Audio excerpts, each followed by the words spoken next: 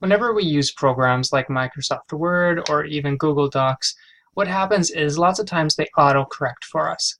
So if you were to start a sentence with a lowercase letter, what happens when you get to the next word, the second word in the sentence, is that it corrects the first word so that it's capitalized.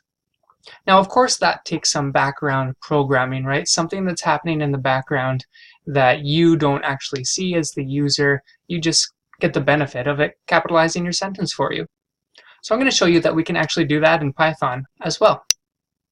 So far we've got this program right here. It just says sentence equals input, please enter a sentence. So we're going to get some form of text from the user, and then we're going to print to the screen, here is your sentence, and print out the sentence back to them. So if I run this, it says please enter a sentence, and if I enter the sentence strings are fun, it says here's your sentence, strings are fun. Well, we have a way of capitalizing this string.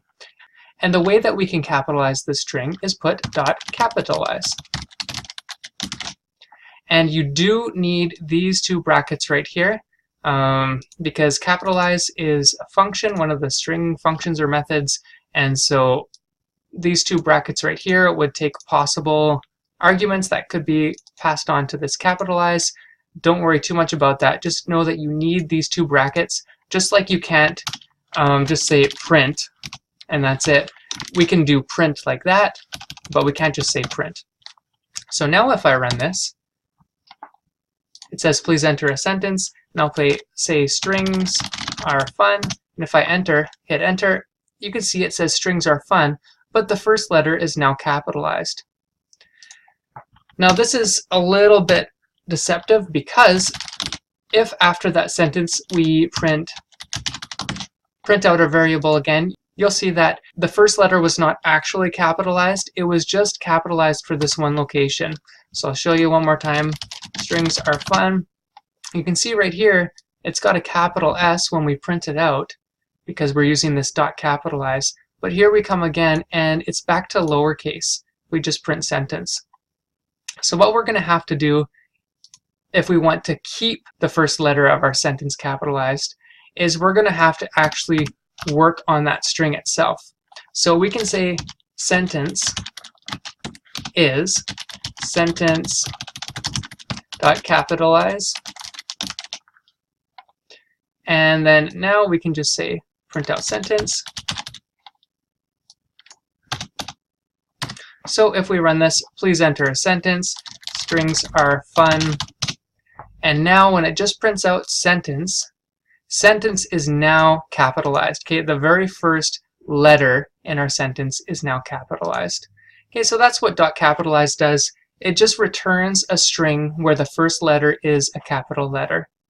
And if I were to enter a string that was capitalized, strings are fun, so it's already capitalized, it doesn't need to do anything. So this basically just says, okay, keep it the way it is. So a sentence is just left as it is because this S is already a capitalized letter. Okay, so this is nice, but let's add a little bit more to it. Another autocorrect feature is if you hit space twice, it automatically puts in a period because it knows you're at the end of the sentence, right? So we can also just add in a period at the end of our sentence automatically if it's not already there. And the way we can do that is with ends with. So just so I can show you how it works, we can print sentence dot ends with, and then in here, what does our sentence end with? Does our sentence end with a period, for example? And what's going to happen is it's going to print to the screen the value of sentence ends with a period in here. I'll show you what happens there. Please enter a sentence. We'll put strings are fun, and you can see it printed out the word false. And that is because our sentence is not ending with a period, so false.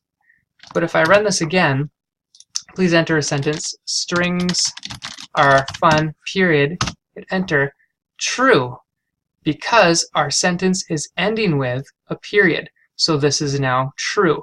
So dot ends with just returns true or false. True if that is what the sentence, if that is what our string is ending with, and false if that is not what our string is ending with. So we can write a nice little thing and say, all right, if sentence dot ends with a period. So if our sentence ends with a period, we don't want to do anything with our sentence, right? It's good. We have punctuation at the end.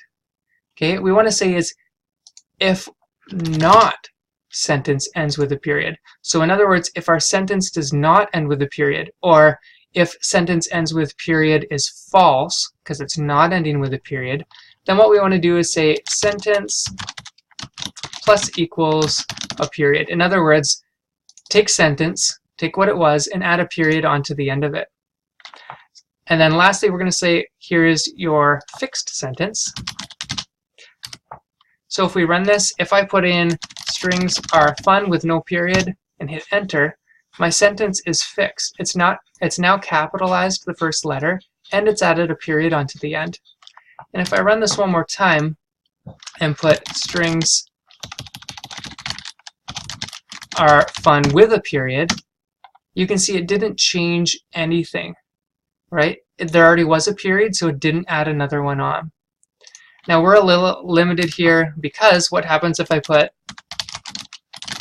a question mark?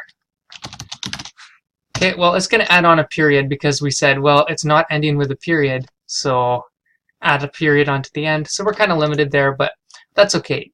You can see how we can make this a little more complicated to solve that problem, but we've got a working start right here. Here's another example program of where we can work with cases. So we have this cont variable, which is short for continue. You can't use the word continue because it's a reserved word. But we've got this continue variable, and we're getting input from the user. Do you want to continue, yes or no? And we're saying, please enter a Y or an N. Now, in the past, we could have foolproof this a little bit by saying, all right, they might enter a capital Y or they might enter a lowercase y. So if I enter a capital Y, you'll see it says continuing. If I enter a lowercase y, it still says continuing. And that's just because I've got these two conditions right here. So if the user enters a capital Y or a lowercase y, then it will print continuing. Now, same thing, if they enter a capital N, it will say stopping. Or if they enter a lowercase n, we'll say stopping.